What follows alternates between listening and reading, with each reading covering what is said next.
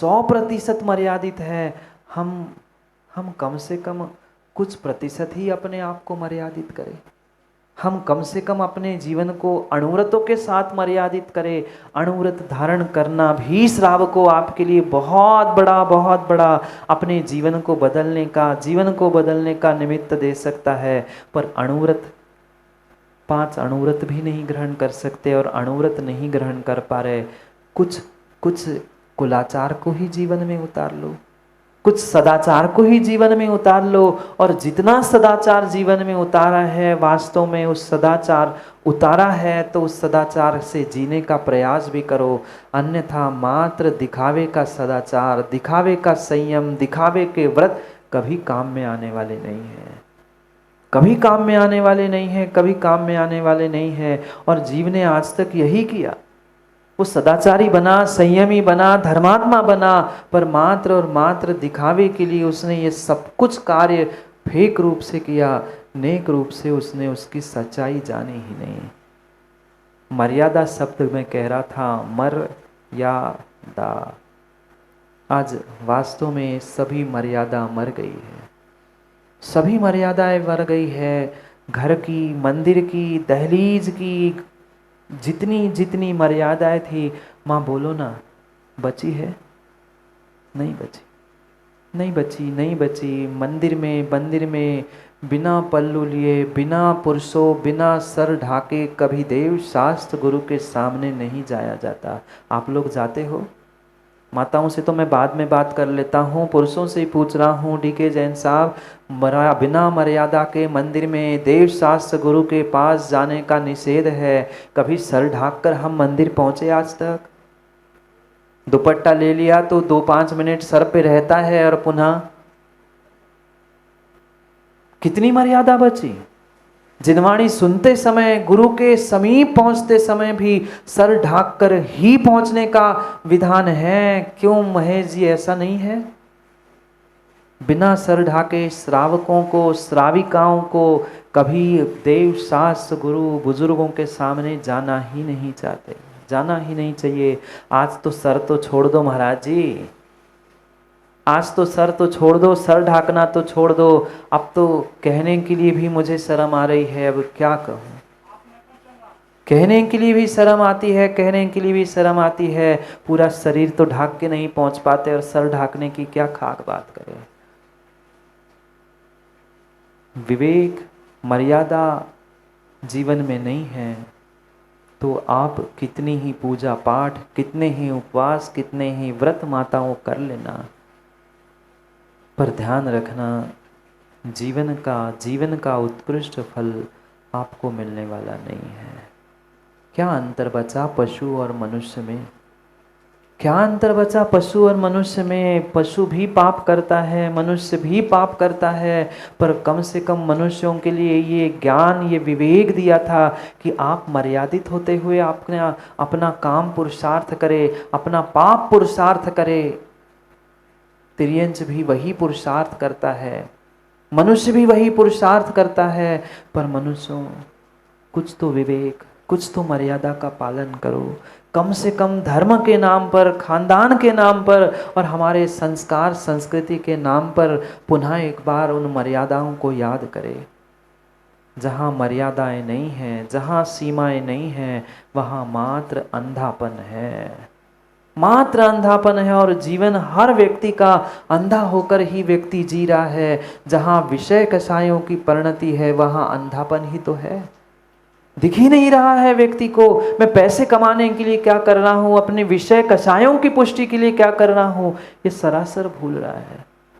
और जहाँ व्यक्ति ने अपनी मर्यादा भूल दी, जहाँ व्यक्ति ने अपनी मर्यादा खो दी, वह बाद में अपने आप को कितना भी ईमानदार, नेक बनाने का प्रयास कर ले, पर ध्यान रखना, चाहे मुख से बोलते हुए हमने मर्यादा छोड़ दी, वाणी संयम का उल्लंघन कर दिया, प्राणी संयम छोड़ दिया, चाहे हम इंद्रिय संयम से असंयम तक पहुंच गए, ये पक्का है जहाँ संयम से असंयम की ओर, मर्यादा का, सीमा का उल्लंघन हुआ, समाप्त।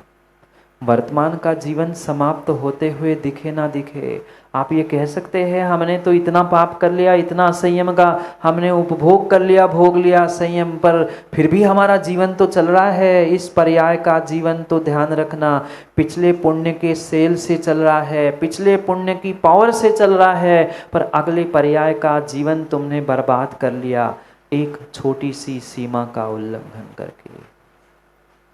क्या रामायण आपने नहीं देखा? क्या रामायण आपने नहीं देखा? क्या महाभारत आप रोज नहीं देखते? मतलब घर में नहीं, टीवी पे भी तो देखा। घर के रामायण महाभारत को छोड़ दो, मैं तो उन पूर्व काल के रामायण महाभारत की बात कहना चाहता हूँ, पूछना चाहता हूँ, रामायण देखा? अभी अभी तो पुनः एक बार लॉकडाउन में आप सबने टीवी पे देखा था। क्यों हुआ रामायण? मात्र और मात्र एक सीमा का उल्लंघन किया था सीता ने, एक सीमा का, एक मर्यादा का उल्लंघन किया था, और जैसे ही सीमा का, मर्यादा का उल्लंघन करके बाहर पहुंची, हरण हो गया, जीवन समाप्त हो गया, जीवन समाप्त हो गया। वहां सीता ने शरीर से अपनी मर्यादा का उल्लंघन किया था, और महाभारत में वाणी से उस द्रौपदी ने उल्लंघन किया था। अंधे के अंधे ही होते हैं। हो गया महाभारत, हो गया महाभारत। चाहे तुम्हारा वाणी असंयम हो, चाहे प्राणी इंद्रिय असंयम हो, जहां तुमने अपनी मर्यादा छोड़ दी, ध्यान रखना रामायण महाभारत वहां पे तय है। आपके घरों में तो नहीं होता ना? होता है, होता है, होता है। भले ही सबके सामने हम स्वीकार कर पाए नहीं कर पाए, पर सत्यता यही है, सत्यता यही है। किसी की यहाँ बहुत जोर शोर से होता है, पड़ोसी को सुनाई देता है, किसी को नहीं सुनाई देता है, अंतर इतना है, पर होता सबके घरों में है, होता सबके घरों में है। क्यों हुआ? क्यों हुआ? क्योंकि बुजुर्गों ने अपनी मर्यादाएं छोड़ी है। बुजुर्गों ने छोड़ी तो आने वाली पीढ़ी छोड़ रही है, आने वाली पीढ़ी, युवा पीढ़ी छोड़ रही है, तो फिर जो अभी आए ही नहीं है उनके लिए हम क्या संस्कार देंगे? उनके लिए हम क्या मर्यादा सिखाएंगे? कितनी मर्यादा, कितनी मर्यादा, कितनी मर्यादा से हमारी ये भारतीय संस्कृति थी, हमारी ये भारतीय संस्कृति मर्यादा से ही जुड़ी हुई थी। पर क्या करे, पर क्या करे? आज समय बदल रहा है, समय बदल रहा है, समय बदल रहा है। जीव व्यभिचारी तो होना चाहता है, पर सदाचारी नहीं होना चाहता, सदाचारी नहीं होना चाहता। जहाँ कुलाचार और सदाचार ही नहीं है, फिर नाम के आगे जैन साहब लिखना किस काम का?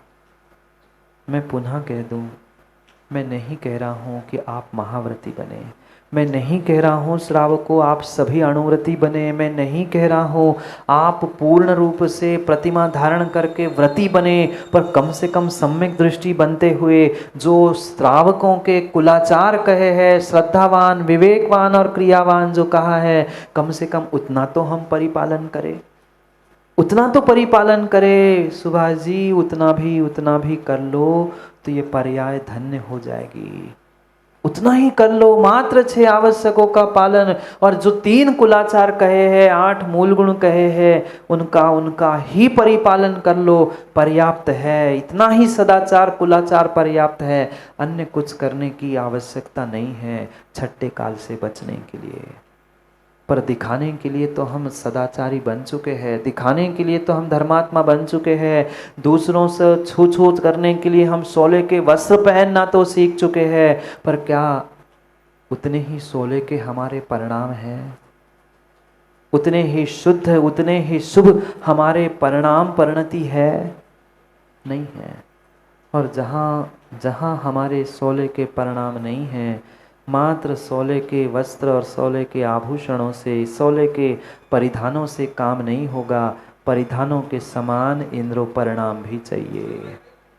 परिधान तो बदल गए ना, आपके इंद्र बन गए सो। परिधान तो बदलना आसान है, पर परिणाम बदलना कठिन है।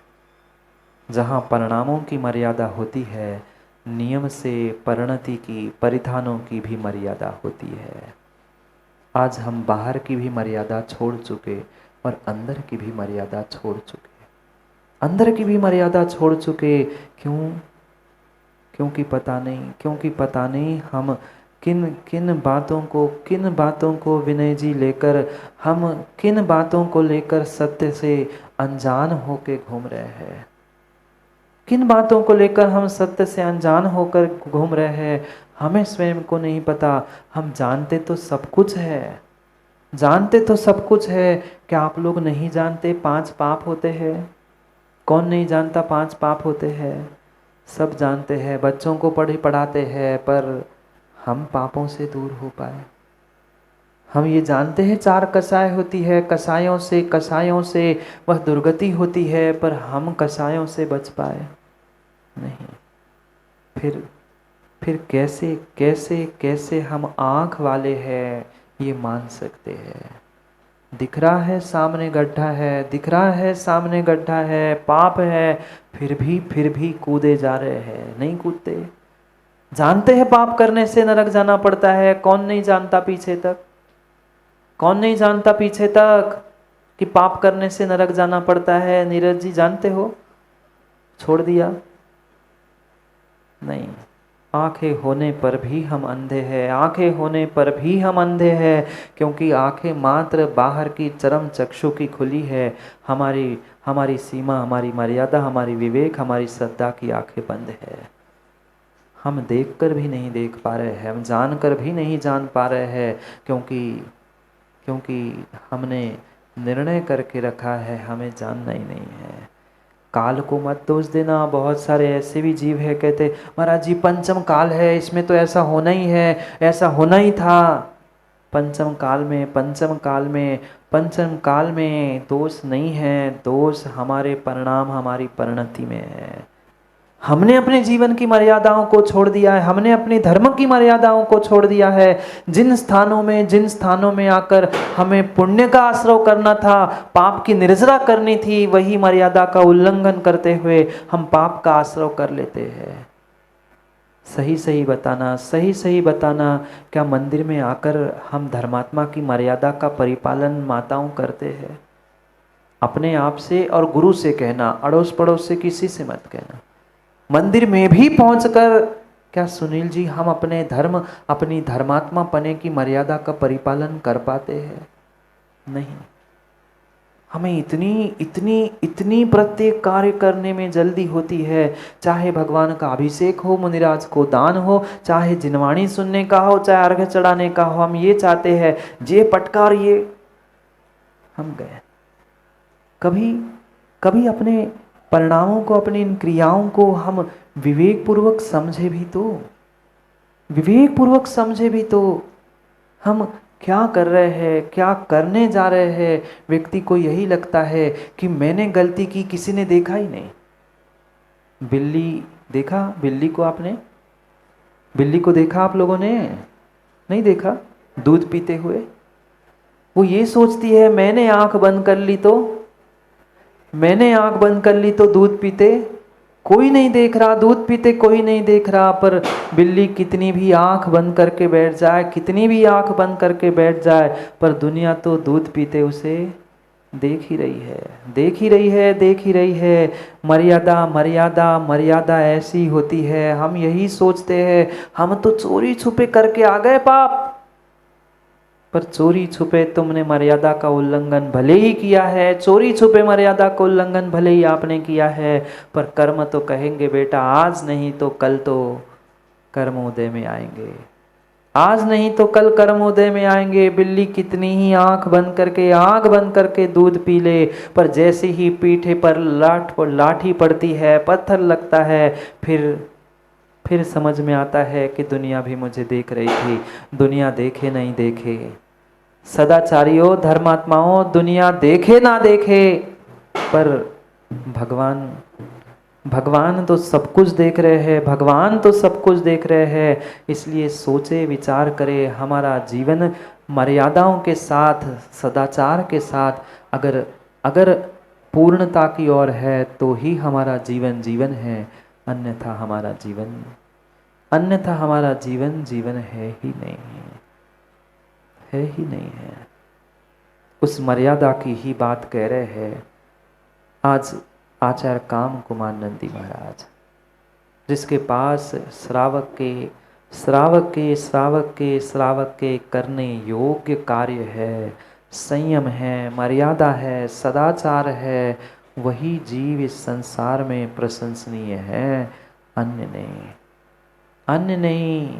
कितना ही दुनिया के नज़रों में हम धर्मात्मा बनकर घूमें, पर अपने आप से अगर अंदर से आवाज़ नहीं आ रही है कि हाँ मैं भी धर्मात्मा हूँ, तब तक हमारा धर्मात्मा बनना मात्र फेक है, ढोंग है, नकली है।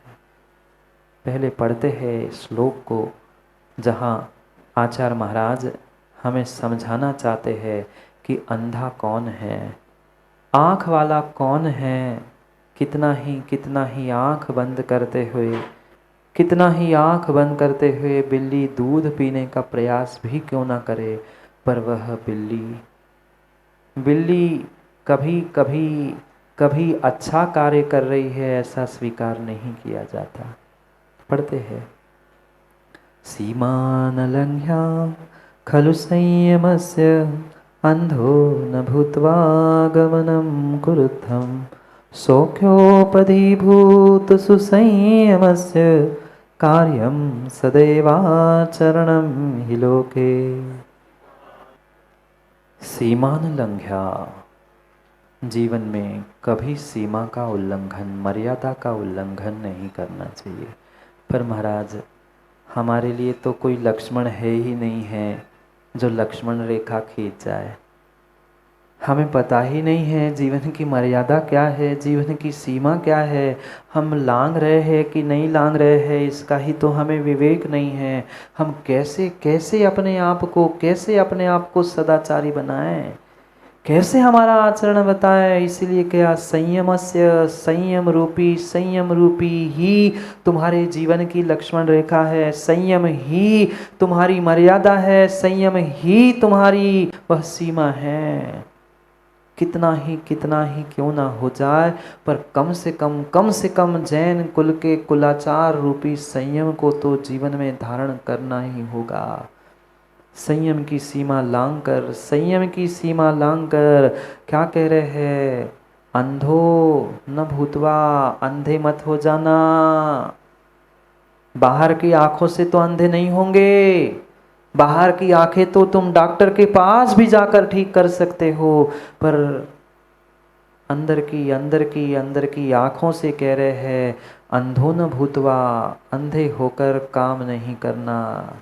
जहाँ व्यक्ति अंधा होकर काम करता है, चाहे धन कमाने का, विषयों को प्राप्त करने का, चाहे कषायों की पुष्टि करने का, जहाँ कषाय आई, विषय आए, वह धन आया, पक्का मानना व्यक्ति अंधा हुआ। और जहाँ अंधा हुआ, अंधेपन में सीमा का उल्लंघन हो गया। पूछो ना अपने आप को,